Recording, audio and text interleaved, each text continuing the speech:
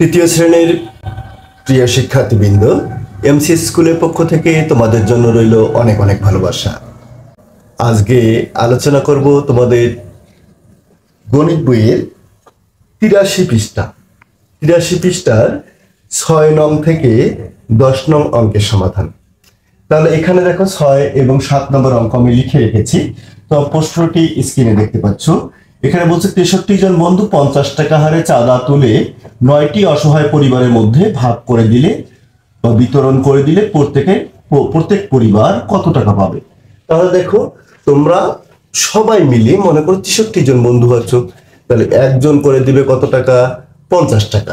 তাহলে 63 জনে কত টাকা দেবে এইটা আমরা বের করে নেব।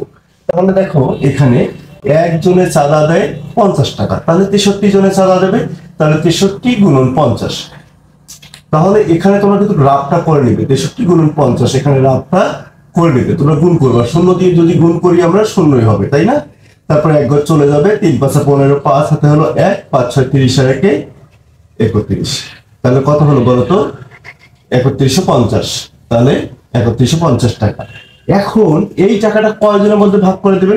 তাহলে 9টি পরিবার পায় হচ্ছে 3150 টাকা, তাহলে একটি পরিবার পাবে হচ্ছে এই 3150 ভাগ হচ্ছে 9, তাহলে 350 টাকা। এখানে তোমরা ভাগ করে দেখবা এবং ভাগ করে দেখাবা তোমরা, যেহেতু এখানে তোমরা ভাগ করে দেখাবা। তাহলে 3150কে 9 দ্বারা যদি ভাগ করি তাহলে হবে 350 টাকা। তাহলে এই হচ্ছে প্রত্যেক পরিবারে পাবে 350 টাকা পাবে। তাহলে এই হচ্ছে তোমাদের 6 নং অঙ্কের সমাধান। এরপর দেখো 7 নং অঙ্কে কি বলছে। 7 নং অঙ্ক বলছে হেলেন একটি 104 মিটার লম্বা ফিতার 13 ভাগের 5 ভাগ তার ছোট ভাই রিফাতকে দিল। তাহলে রিফাত কত মিটার পেল?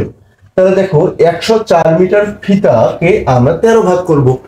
তাহলে এখানে বলছে 104 মিটার ফিতাকে 13 ভাগ করার পর সে রিফাতকে দিয়েছে কত ভাগ? রিফাতকে দিয়েছে হচ্ছে 5 ভাগ। তাহলে 1 ভাগ কত এটা আমরা বের করে নেব। তাহলে 104 মিটার ফিতাকে আমরা 13 ভাগ করলে 13 দ্বারা আমরা ভাগ করছি, তোমরা এখানে কিন্তু ভাগ করে দেখাবা। 104 কে 13 দ্বারা ভাগ করে দেখাবা।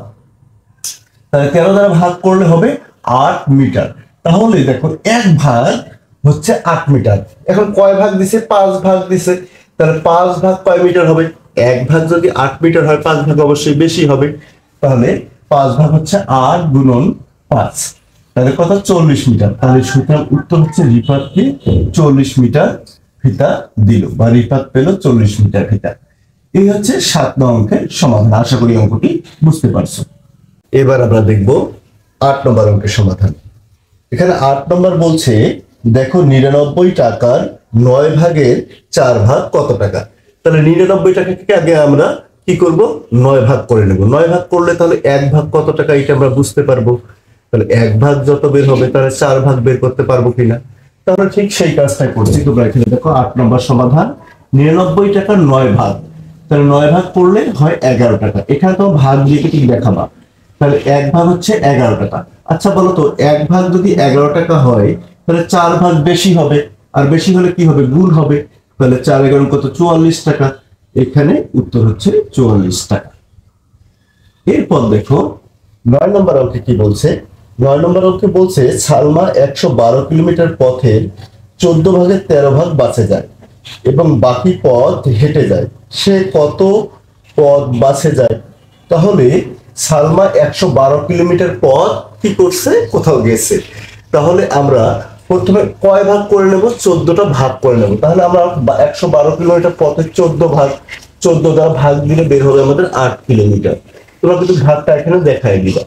তাহলে 1 ভাগ সমান হচ্ছে 8 কিলোমিটার। তাহলে 1 ভাগ সমান হচ্ছে 8 কিলোমিটার। সে বাসে গেছে হচ্ছে 13 ভাগ।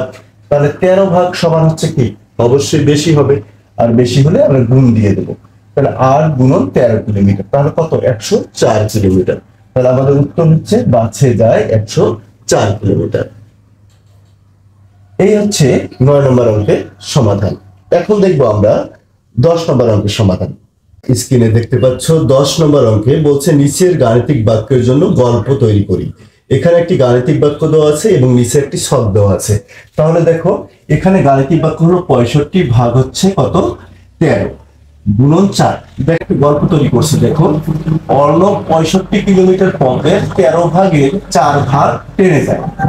তাহলে টোটাল হচ্ছে 13 ভাগ। 13 ভাগ দেখো, 65 কে 13 দ্বারা ভাগ করবে, তাহলে 65 কে 13 দ্বারা আবার ভাগ করলাম। 65 কিলোমিটার পথে 13 ভাগের 13 ভাগ। এরপর বলছে 4 ভাগ, তাহলে আমি বললাম 4 ভাগ ট্রেনে যায়, বাকি পথ হেঁটে যায়। সে কত পথ ট্রেনে যায়? আমাদের বলছে যে একটা গল্প তৈরি করতে, আমরা এখানে একটি গল্প তৈরি করে ফেললাম। আশা করি অঙ্কগুলো তো বুঝতে পারছো। এর বড় সমস্যা থাকলে অবশ্যই কমেন্ট করবে, কারণ তোমাদের কমেন্ট করতে ভালো লাগে। এবং অবশ্যই তোমরা মন দিয়ে লেখাপড়া করবে এবং বাবা মায়ের কথা শুনবে। আজকের ক্লাসটি এ পর্যন্তই।